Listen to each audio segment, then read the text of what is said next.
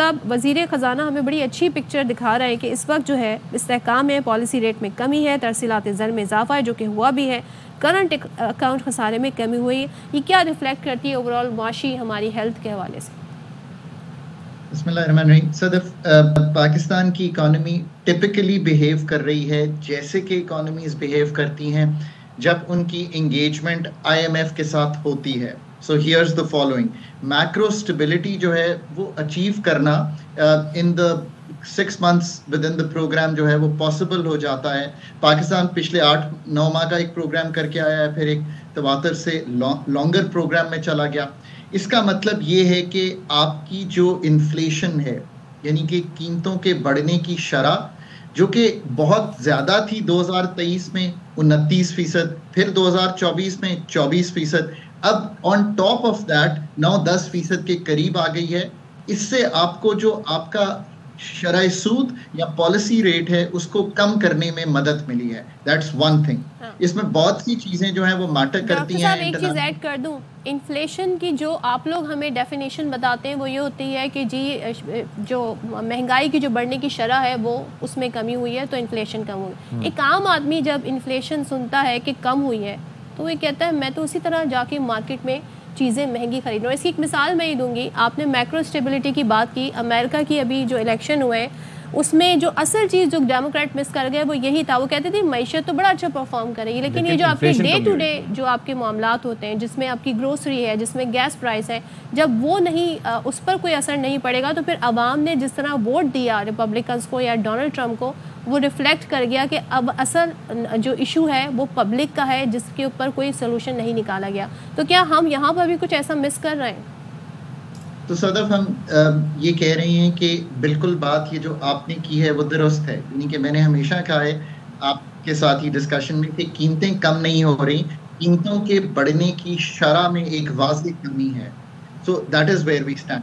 अब इसका लोगों पे असर ये है कि जो चीज़ उन्होंने 100 रुपए की खरीदी 129 रुपए की हो गई 2023 में, फिर 160 रुपए पे चली गई। अगर 20% कीमतें या 25% कीमतें बढ़ती तो आप सोचें कि 160 रुपए के ऊपर वो 20% बढ़ती, अब वो 10% बढ़ेगी। So that is the whole real scenario जो लोग फेस कर रहे हैं। पर जो आपकी गुफ्तगू है, सो ये मैक्रो स्टेबिलिटी अपनी जगह, पाकिस्तान के जो फंडामेंटल मसाइल हैं जब तक वो हल नहीं होते, सो हियर्स व्हाट आई से, पाकिस्तान को एक वक्त मिला है, एक स्पेस मिली है to do the needed work.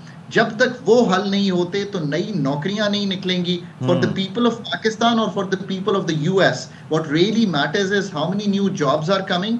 बिजली के बढ़ने की शरह में कितनी, जिसे कहेंगे, कमी आई है, यानी कि एक एवरेज 2 से 5 या 7% अगर चीज़ें बढ़ती रहें और आपकी तनख्वाहें 10-15% बढ़ती रहें, जो कि एक जेन्युइन सिनारियो है, तो ये लोगों को तकलीफ नहीं होगी।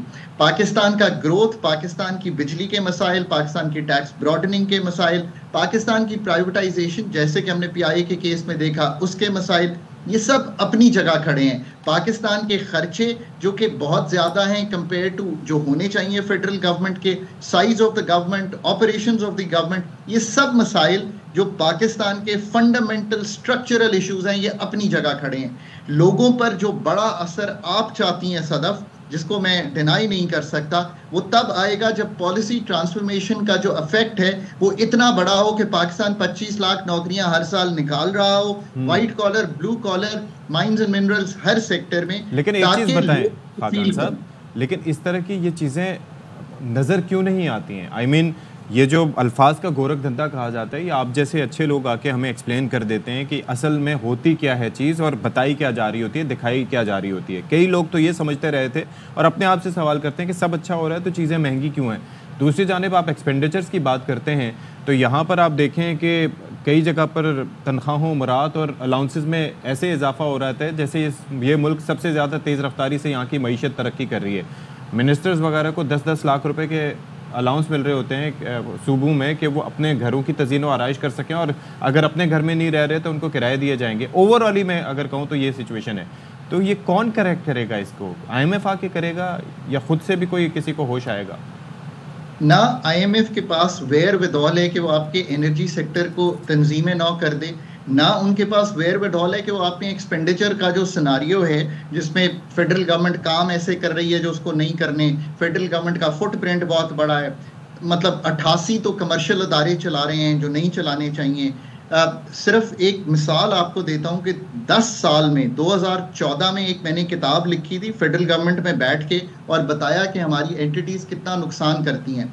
टेक फ्रॉम 14 टू 23, जो 23 तक का डेटा है वो ये कहता है, ये तो लोगों को अभी मालूम भी नहीं है जो नुकसानात हो रहे हैं। 10 साल में फेडरल गवर्नमेंट के अंडर चलती हुई 23 एंटिटीज ने जो टॉप लॉस मेकिंग है, 20 अरब डॉलर के एक्यूमुलेटेड लॉसेस किए हैं। 700 अरब का लॉस उसमें से जो है वो सिर्फ पीआईए का है, बाकी डिस्कोस जो हमारे नॉर्मल फैक्टर्स हैं। अब ये सारे फंडामेंटल काम आपके करने के हैं ना, आईएमएफ इसमें आ सकता है। आईएमएफ ने आपको एक टाइम एंड स्पेस दिया है, थोड़ी सी मालियाती खसारे को संभल गया है, आपका एक्सटर्नल खसारा संभल गया है। रेमिटेंसेस में अभी देख रहा था पिछले माह का, अभी डेटा रिलीज नहीं हुआ, हो जाएगा थोड़ी देर में, 3.1 बिलियन डॉलर पे क्लॉक किए हैं। Probably this is the ever highest remittance. So macro stability का एक असर सत्ती साहब और सदफ साहिबा तो ये है कि आपकी जो इनफॉर्मल की रेमिटेंस थी वो फॉर्मल सेक्टर में आ गई है, बिकॉज इनफॉर्मल सेक्टर में आपको डॉलर कोई महंगा नहीं बिक रहा, वो उतने का ही बिक रहा है जो फॉर्मल सेक्टर में बिक रहा है। So people have moved on to the formal sector for sending remittances. So ऐसा भी नहीं है कि कुछ हो नहीं रहा, so all is not bleak, but जो ट्रांसफॉर्मेशन सदफ चाहती हैं कि लोगों की जिंदगी पर एक बहुत बड़ा ट्रांसफॉर्मेशनल इफेक्ट आए, that is something different। और PIA और one has to say this कि जो 2 दफा हमने ये इशू रन किया है, 15 में हमने प्राइवेटाइजेशन की कोशिश की, 24 में प्राइवेटाइजेशन की कोशिश की। Both attempts ended up with having investors but we not being able to complete that sale। So go back to the drawing board and सोचिए। So here's the thing, जो टाइम एंड स्पेस तो मिल गया है। एक second सादा, असल बात यह है कि क्या आपके पास कैपेबिलिटी है ये सारे काम करने की जो सदफ चाहती हैं डिलीवर होने चाहिए। मेरी हम्बल ओपिनियन हमेशा ये रही है कि पाकिस्तान का असल क्राइसिस आज भी HR का है पब्लिक सेक्टर में। जब तक उसको करेक्ट नहीं करेंगे तो जो ट्रांसफॉर्मेशनल इफेक्ट चाहिए वो आपको दिखाई नहीं। अच्छा, ये जो एक अरब इजाफी हम कर्ज लेना चाह रहे हैं मौसमियाती तब्दीली के हवाले से, नए रियायती कर्ज पर, इस पर मुज़ाकरात भी होंगे, ये क्या ज़रूरी है? इसके बगैर क्या हम खुद कुछ नहीं कंट्रीब्यूट कर सकते? ये क्या कोई वादा था? इसका ज़रा हमें थोड़ा सा बताइएगा, क्या इस हवाले से सारे इक़दाम किए जा रहे हैं? So Sadaf, I'm glad you've brought this up। देखें, एक तो बात क्लियर रखें कि IMF के बगैर इस पर पाकिस्तान को चलाना प्रूडेंट पॉलिसी मेकिंग नहीं है। आपको कोई 1 टका भी देने को तैयार नहीं होगा। आपके 16 अरब डॉलर के कर्जे मौखर हुए। सो IMF के प्रोग्राम को कंप्लीट करने की कोशिश करें और ये भी याद रखें कि पाकिस्तान ने अपनी ज़िंदगी में 77 साल में 24 में प्रोग्राम को एंटर जरूर किया है, पर on a long term basis there is only 1 programme जो 13-16 का प्रोग्राम था जो पाकिस्तान ने कंप्लीट किया, वरना हम हर प्रोग्राम को पहली ट्रांश दूसरी ट्रांश लेकर बाहर आ जाते थे। और ये बात मुझे इसलिए मालूम है कि वो प्रोग्राम मैंने पाकिस्तान के लिए एंकर किया था उस कोर टीम में जिसको हम कंप्लीशन को लेके गए। उसके लिए अब जो आ रहे हैं वो जो कि फर्स्ट एक मिड टर्म सा रिव्यू शुरू कर दिया है उन्होंने, बिकॉज आपके कुछ अहदाफ बहुत अच्छे मीट हो रहे हैं, कुछ अहदाफ नहीं मीट हो रहे। वो कौन से उनको सेटिस्फाई करें। वो कौन से अहदाफ है जो मीट नहीं हो रहे?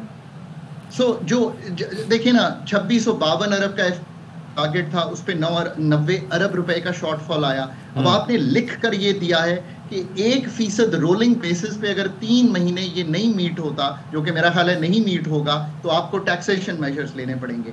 प्रोविंशियल सरप्लसेस आने थे, वो नहीं आए। आपने कहा मैं ताजिर दोस्त में 10 अरब लाऊंगा, वो नहीं आए। पर प्राइमरी सरप्लस ठीक है, डेफिसिट नहीं आया, सरप्लस में फिस्कल आया, कुछ अच्छी चीजें भी हैं। I think that is where we are. Thank you so much doctor Khaka Najeeb साहब, बड़े अच्छे से आपने सारी चीज़ें एक्सप्लेन की। लेट्स होप कि क्या होता है।